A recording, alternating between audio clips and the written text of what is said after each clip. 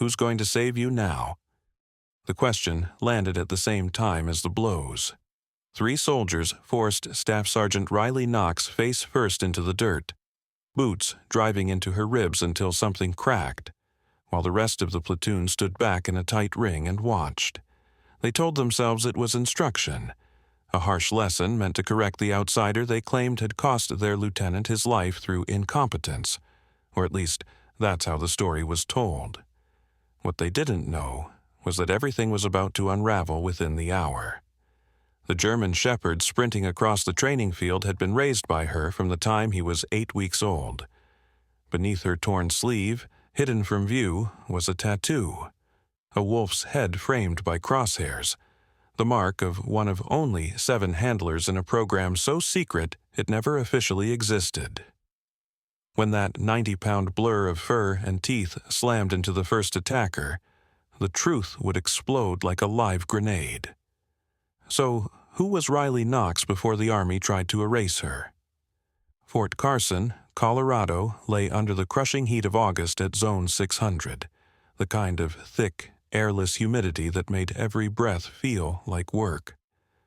The 3rd Infantry Division compound stretched over red clay and concrete, buildings laid out in rigid military symmetry that whispered order, rank, and knowing exactly where you belonged. Staff Sergeant Riley Knox was 29 years old and stood 5'7", her lean, angular frame wrapped in ACU fatigues with the combat patch of the 75th Ranger Regiment stitched on her right shoulder. She didn't resemble the rest of Alpha Company, and it wasn't because she was a woman. There were 3 others in the unit. It was the way she moved, controlled, and efficient, like someone trained to survive in places where wasted motion meant being seen. Her hands revealed things her service record never mentioned. Calluses shaped by years of handling working dogs, not just rifles. Old scars crossed her knuckles, souvenirs from bites that had taught her timing and distance the hard way. During morning PT, while the rest of the company ran in formation, she attacked the obstacle course with smooth, effortless precision, moving in a way that made seasoned NCOs slow down and watch. First, Sergeant Alan Brewer stood on the steps outside company headquarters, coffee in hand, studying her with an expression that gave nothing away. He'd been at Carson for 6 years and had seen every kind of transfer imaginable, but Riley didn't fit any familiar pattern. Her file showed 4 years in intelligence at Fort Hooka before a voluntary move into combat arms. Spotless on paper, no warnings, no red flags. Still, something about her unsettled him in a way he couldn't quite explain. Before we go any further, if you're watching from somewhere out there in the world, drop your location in the comments. And if stories like this matter to you, hit subscribe. These aren't just stories, they're truths that deserve to be heard. The platoon Riley joined took her presence as an insult. 2nd Platoon, Alpha Company, 28 men who'd deployed together twice, buried friends in Kandahar, and saw a female staff sergeant with a Ranger tab as living proof that standards had collapsed beyond repair. They never said it outright, not to her face, but Riley felt it anyway, in the long pauses, in the way her notes and gear were checked twice when no one else's were, in the extra inches of space that opened around her in formation. She'd arrived on a Monday. By Wednesday, the quiet talk had started. By Friday, Sergeant First Class Eric Dalton had made his stance obvious during a platoon formation. Not with words, but through assignments. Every dirty detail, every extra duty, every task meant to underline that she didn't belong. Riley took it all without protest. Years earlier, she'd learned that some fights aren't won by pushing back, only by refusing to disappear. She hadn't always been a shadow inside her own platoon. 15 years before, she was Riley Knox, 14 years old, the daughter of Command Sergeant Major Thomas Knox, a Ranger legend with 3 silver stars earned across Somalia, Iraq, and Afghanistan. He taught her that reputation wasn't something you spent, it was something you built, and that the name stitched on your chest mattered far less than the work done by your hands. He died when she was 16, a heart attack during a training run at Fort Drum. The Rangers buried him with full honors, the kind reserved for men who'd given everything to the regiment. Standing at his grave, Riley made a choice that would shape the next decade of her life. She would enlist, follow his path, and prove his lessons hadn't died with him. The Army, however, had different plans. In 2010, women weren't allowed in combat arms, so she was routed into intelligence and assigned to the military working dog program at Fort Hooka as a handler coordinator. On paper, the job was administrative. In reality, it meant working side by side with handlers and their dogs, learning the language of working animals and the bond between operator and canine that kept people alive downrange. She wasn't just good at it, she excelled. Within 2 years, she was training handlers for special operations units, teaching them to read their dogs the same way her father had taught her to read terrain. She deployed twice to Afghanistan in that role, attached to Ranger battalions and Special Forces ODA teams, coordinating K-9 assets for missions she could never talk about back home. That was where she met Captain Owen Hale and the classified program. It began after a mission in Kandahar province in 2014, when Hale, running a JCY element that used working dogs for direct action, watched her guide a handler team through a compound clearance. Afterward, he asked if she'd ever thought about going through the pipeline herself, not as a handler, but as an operator specializing in K-9 integration. The program had no official name, just 7 slots for 7 operators who would endure a modified Ranger school, advanced tactical training, and then deployed to the most sensitive targets as embedded specialists. It was a radical idea, operators who could fight alongside working dogs, who understood both halves of the partnership, and who could decide in seconds when to send an animal forward and when to pull it back. Riley Knox had been the only woman chosen. The training was relentless. Ranger school layered with additional demands, K-9 integration, veterinary care, combat medicine, advanced tracking, everything stacked to the edge of human endurance. She earned her Ranger tab in the winter of 2015, becoming one of the first 3 women to do so, though her name never appeared in any press release because the program itself didn't officially exist. The tattoo along her left rib told the real story, a wolf's head set inside crosshairs. Every member of that original cadre carried the same mark, a tribute to Captain Owen Hale, who was killed in 2016 when his convoy struck an IED outside Cable, and a reminder of the promise they made to keep the program alive.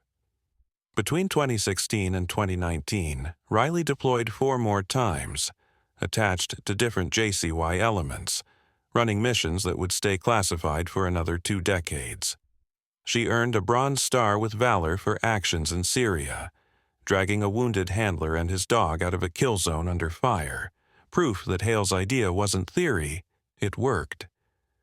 Then, quietly and without ceremony, the program was shut down. Budget cuts, restructuring, politics. The 7 operators were dispersed across the force. Riley requested transfer to a conventional unit, determined to show she could operate without hidden credentials. Without the shield of a program no one could acknowledge. Fort Carson seemed like the right move. Back to the infantry. Back to proving women belonged anywhere men served. Back to honoring her father's legacy the hard way.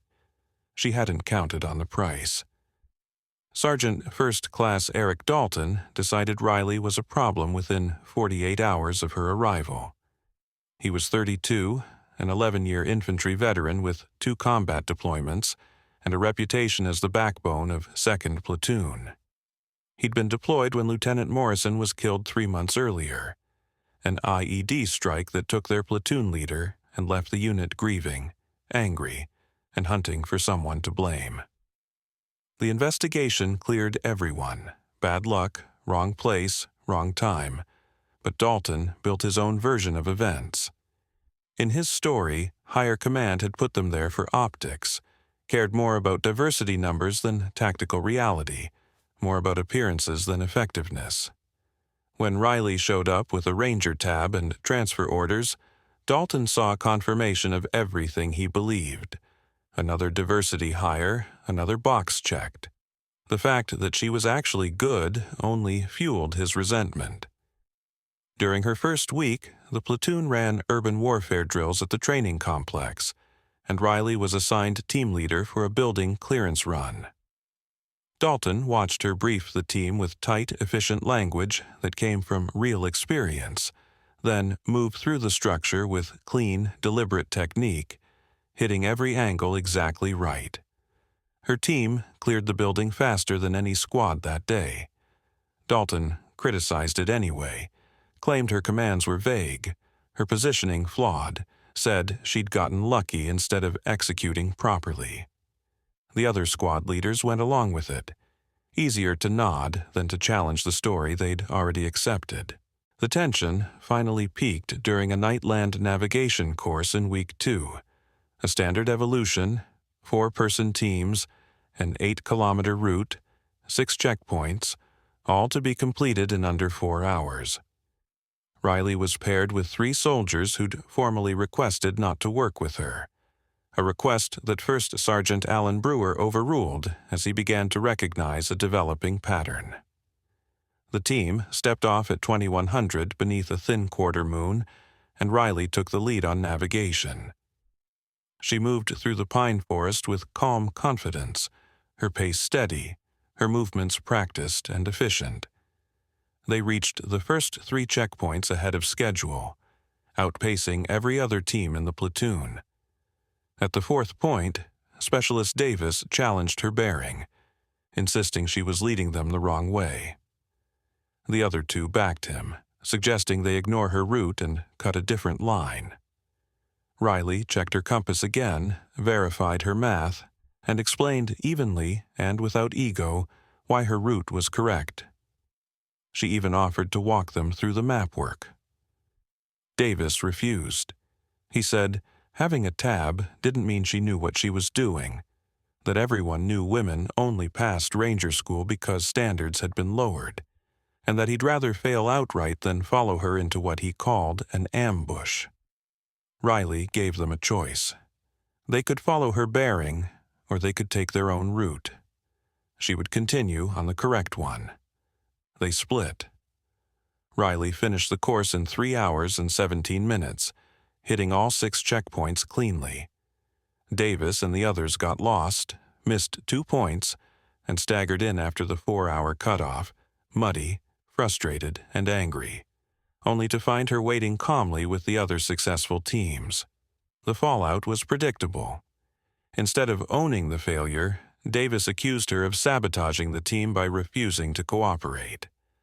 Eric Dalton backed him, drafting a counseling statement that attacked Riley's leadership and accused her of poor team cohesion. Brewer tore it up on the spot and told Dalton to focus on teaching his soldiers basic land navigation instead of inventing excuses. That was the moment Dalton crossed from professional doubt into something personal. He began working the platoon deliberately, reminding them of Morrison, talking about leadership forcing them to accept people who hadn't earned their place, suggesting that Riley's success made the rest of them look inadequate. By the 3rd month, 2nd Platoon had split apart. 8 soldiers quietly supported Riley. 15 fully bought into Dalton's version of events. 5 stayed neutral, hoping the problem would burn itself out. Training grew hostile in ways that avoided formal complaints. Riley's gear went missing before field problems. Pack straps were loosened. Batteries pulled from her nods during live fire prep. Soldiers crowded her space, forced her into bad positions, set situations where she had to call for corrections that made her look weak. She took it all without reaction. In the classified program, she'd learned that some battles weren't won by fighting back, only by refusing to quit. Her father had taught the same lesson differently, that the only real failure was giving up. But Dalton was escalating, and everyone could feel the tension tightening toward something inevitable. Riley started noticing things that didn't fit normal patterns.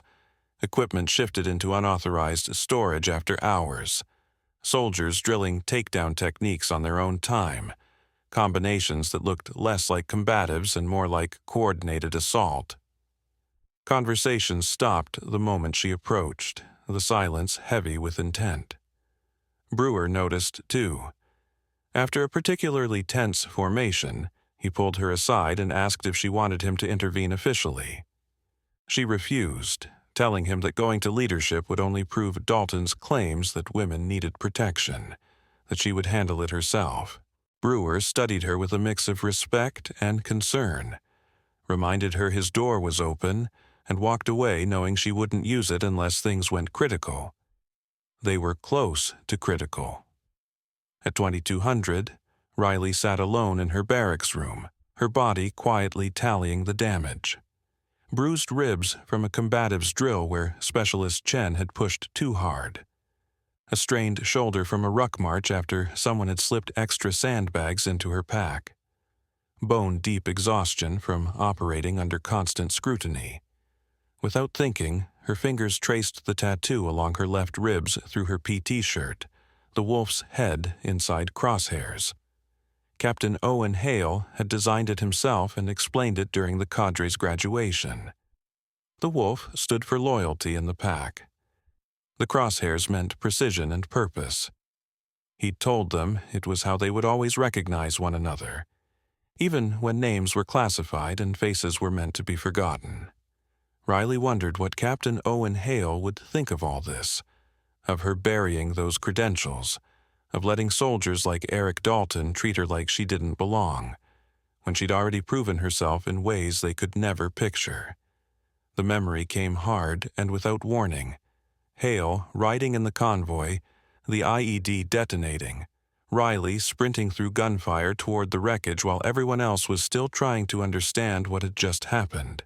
She'd dragged him free, hands slick with blood, as she held pressure on wounds no one could survive.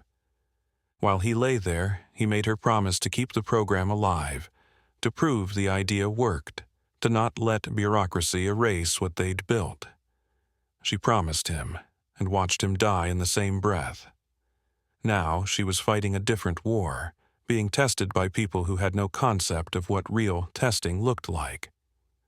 Dalton thought he was breaking her. He didn't know about the 72 hours she'd spent evading Offord during SARE. He didn't know about Ramadi, about clearing a compound alone after her handler team had been pinned down. He didn't know she'd already endured worse than anything he could plan. But she couldn't tell him. She couldn't break cover. The program was gone, but the missions were still sealed. Her record showed an intelligence analyst from Fort Hookah with 2 deployments. Nothing about joint task forces, nothing about direct action. Nothing that explained why a staff sergeant moved like a door kicker. Riley stood, stretched muscles that protested, and opened the single drawer that held her personal things. Inside was a photo from the program's graduation. 7 operators with their dogs, faces blurred for security, Hale standing at the center. Her tattoo was visible, fresh and dark against her skin. Beside it lay a worn dog tag that wasn't hers. It belonged to Ajax, the German shepherd she'd raised from 8 weeks old, deployed with her across 4 theaters. The dog who'd saved her life twice, and 7 others through explosive detection and protection work. He'd been retired 3 months earlier, his hips showing the early signs of dysplasia that ended every working dog's career. The last she'd heard, Ajax had been assigned to the K9 training program, spending retirement teaching new handlers. She wondered if he remembered her, if dogs held on to the past the way people did, or if each day started clean, memories reduced to scent markers that no longer mattered. She closed the drawer. Dalton was planning something. She saw it in the way he coordinated with certain soldiers, in conversations that died the moment she approached, in equipment staged for an off-the-books training evolution that hadn't been announced anywhere official. Whatever was coming would force a choice: stay quiet and endure, or reveal everything and destroy the test she'd set for herself. Hale had taught her patience, taught her that sometimes the mission meant accepting pain until endurance itself became victory. Riley pulled on her running shoes and stepped out for a midnight ruck through the Georgia heat, boots finding rhythm on red clay roads winding through the base. Sweat soaked her PT gear within the first kilometer. The heat stripped everything down to movement and breath and weight. No politics, no assumptions. No one questioning her right to be there. She ran for 90 minutes, covering 8 miles with a 40-pound ruck, and returned to the barracks feeling clean in a way no shower could give. For Hale, for her father, for the promise she'd made. Tomorrow would bring whatever Dalton had planned, and she'd meet it the same way she met everything else, by refusing to quit. The message came in week 12, on a Saturday morning when most of the company was off duty. A text from an unknown number saying First Sergeant Alan Brewer needed to see her at the old range complex on the south side of the base at 0800. A private counseling session about her performance and integration with 2nd Platoon. Riley read it twice, her tactical mind cataloging what didn't fit. Brewer wouldn't counsel on a Saturday. He wouldn't use an unknown number. He wouldn't meet at an abandoned range.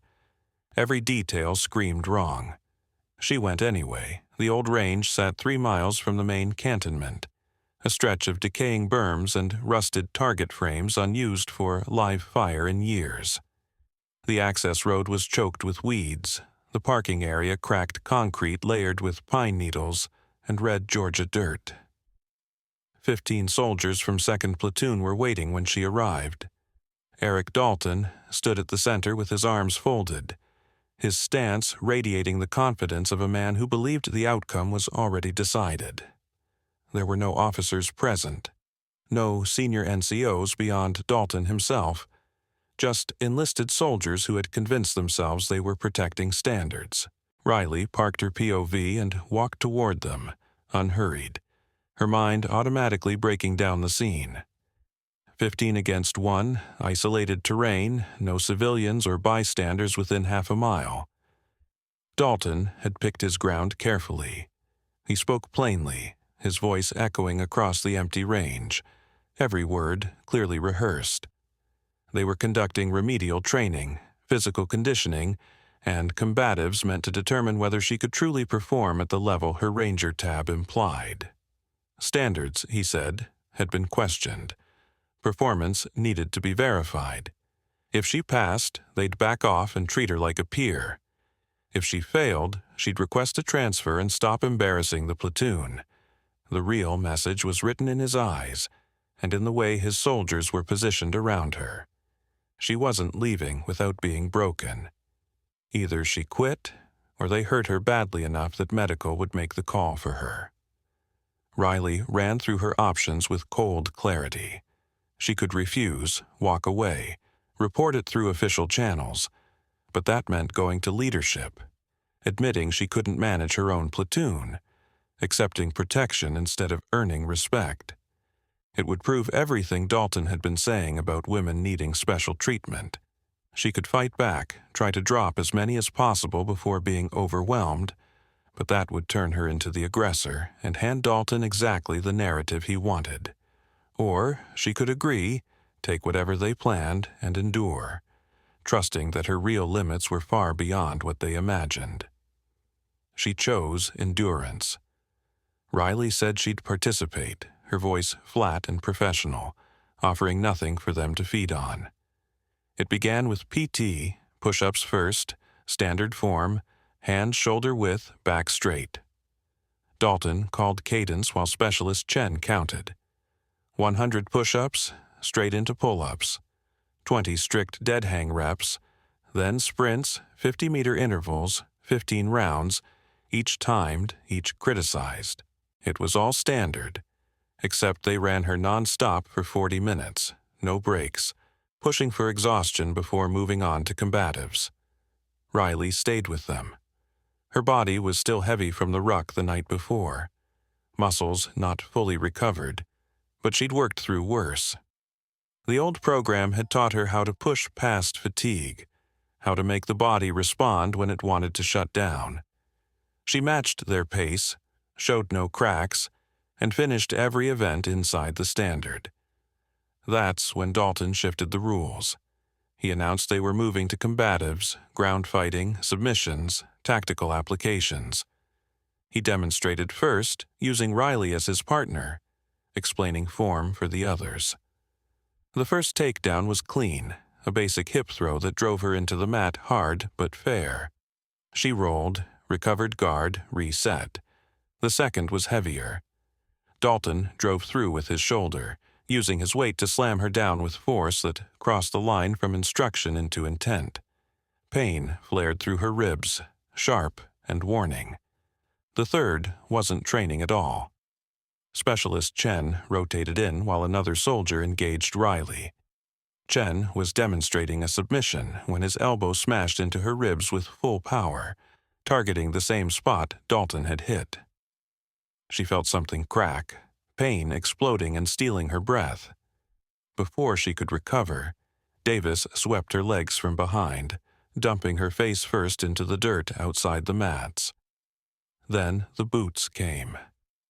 3 soldiers pinned her down while the rest formed a circle, hands locking her shoulders, arms, legs, holding her immobile as Dalton loomed over her, his voice carrying across the range, making it clear this was no longer about standards.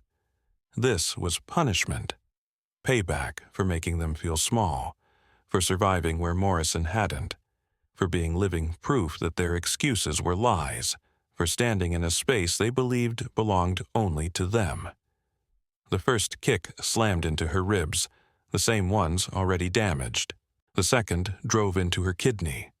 The third kick was aimed at her head, but Riley twisted just enough that it clipped her shoulder instead. She tried to shield her head, tighten her core, but there were too many hands, too many boots.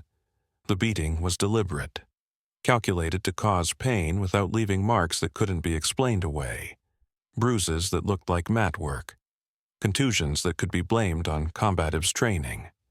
Her vision started to tunnel, the edges going dark as her body tried to shut itself down to survive what it couldn't stop. Through the ringing in her ears, Eric Dalton's voice cut in, calm and satisfied as he asked, "Who's going to save you now?"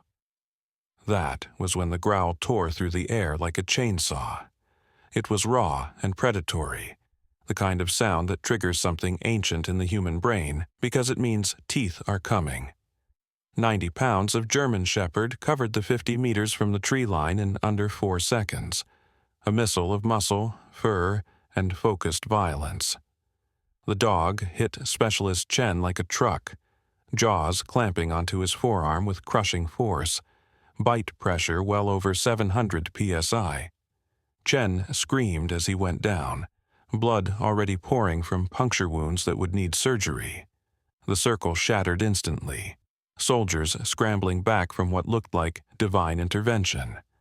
Dalton's hand went to his belt, fingers closing around the rubber training knife, some instinct still trying to reassert control. The shepherd released Chen and turned on Dalton, ears flattened, teeth bared, body language promising someone else was about to get hurt. It was textbook protection work, placing himself squarely between the threat and the injured handler. Except Riley wasn't supposed to be his handler, wasn't supposed to be anyone he knew. Lying on the ground with blood running from her mouth and nose, Riley whistled a precise pattern. 3 short bursts, a pause, then 2 long tones. A command that meant nothing outside a program that didn't officially exist. The dog froze mid-lunge, his posture shifting from attack to confusion. His massive head swung toward Riley, ears lifting, brown eyes locking onto her face with an intensity that spoke of recognition, fighting through time and distance. She whistled again, 4 short tones descending in pitch, stand down and return to handler. The shepherd obeyed instantly, training overriding aggression as he trotted to her side and stood over her in a protective stance, eyes never leaving the soldiers who had scattered. His tail didn't wag. This wasn't a reunion. This was a working dog guarding his handler. Dalton stared at the dog, then at Riley, his mind struggling to process what he was seeing. Military working dogs didn't respond to random whistles. They obeyed only their handlers, only within approved command structures, unless the person giving commands had trained them, raised them, deployed with them, unless everything he thought he knew about Riley Knox was wrong. Footsteps approached fast from behind. Captain Lewis came into view from the access road, flanked by First Sergeant Alan Brewer and a civilian with gray hair and the steady calm of someone who'd spent a lifetime in uniform. Brewer had been tracking the situation from the moment Dalton organized the unauthorized formation, noticing soldiers requesting weekend duty in the same area, piecing together what was coming, and reaching out to someone who could confirm what he'd begun to suspect about Riley's past. He'd followed them, filmed everything from concealment, and waited until it crossed from harassment into assault. When the beating started, he'd called Lewis and the civilian, knowing what came next would need authority. The civilian walked past Dalton without a glance, his focus fixed on the German shepherd standing guard over Riley. He approached with calm, measured steps, movements that signaled no threat. The dog tracked him, assessed, and stayed put. The man spoke a single word: Ajax. The shepherd's posture softened just enough, his tail giving one small, unmistakable wag. He knew this man, trusted him. The civilian knelt beside Riley and let the silence settle before pulling out his phone. Slowly, deliberately, he brought up a photo and held it out to Dalton. It showed Riley in full kit, plate carrier, helmet, rifle slung, standing beside a DVGU assault team on an airfield somewhere in Afghanistan. The image had the crisp clarity of official combat documentation. Ajax sat at her side, younger, powerful, wearing his deployment vest. Her face was unmistakable, a few years younger but undeniably the same. The silence that followed was complete. The man was Lieutenant Colonel Marcus Reeves, retired, once the commanding officer of a JSOC element that oversaw the classified K-9 program Captain Owen Hale had built. He was 58, gray-haired, with a face shaped by decades of operations carried out in places most people would never know existed. He let the image sit between them for a full 10 seconds, long enough to watch Eric Dalton's expression unravel from disbelief to shock, and finally to quiet, sinking dread. Then Reeves spoke, his voice steady and controlled, the kind that made Junior enlisted straighten without realizing they were doing it. Staff Sergeant Riley Knox had spent 4 years in a program that never officially existed. She completed a modified ranger school under a joint initiative designed to create operators who specialized in working dog integration. She deployed 6 times to classified locations across 4 theaters. She earned a Bronze Star with Valor for actions in Syria that wouldn't be declassified for another 15 years. Actions that involved extracting a wounded handler and his dog from a kill zone under sustained enemy fire. The German shepherd standing over her, Ajax, had been raised by her from 8 weeks old and deployed with her to Afghanistan, Iraq, Syria, and other locations that would remain sealed. He'd saved 7 lives through explosive detection and 2 more through direct protection. He was retired 3 months earlier due to hip dysplasia and reassigned to the K-9 training program at Fort Carson. Reeves explained that Ajax had caught her scent from across the base during an exercise period, broken through his kennel gate, something he'd never done in a decade of service, and followed it to her when he sensed distress. Dogs didn't forget their handlers. Bonds forged under fire didn't disappear with time or reassignment. Reeves brought up another photo, this one from the graduation of the program's first cadre. 7 operators stood with their dogs, Captain Hale in the center. Riley's tattoo was visible along her rib cage, a wolf's head framed by crosshairs, fresh and dark. Reeves explained the symbol, that every member of the original cadre carried it, a promise to an officer who died defending the idea that handlers weren't support assets. They were operators. A promise Riley had honored through everything Dalton had done to her. Captain Lewis stepped forward, his expression cold enough to unsettle seasoned soldiers. He announced that everyone present was under investigation for assault, conspiracy, and conduct unbecoming, that military police were already en route, and that careers were ending today. First Sergeant Alan Brewer called for medical over the radio, reporting broken ribs, possible internal injuries, and requesting immediate transport to the base hospital. From the ground, Riley weakly waved them off. Ajax still pressed against her side, saying she was fine and just needed a moment. Reeves shut that down instantly, telling her the decision was no longer hers, that she'd proven enough, endured enough, and was going to medical whether she liked it or not. It was the same voice he'd used on stubborn junior operators who thought toughness made them invincible.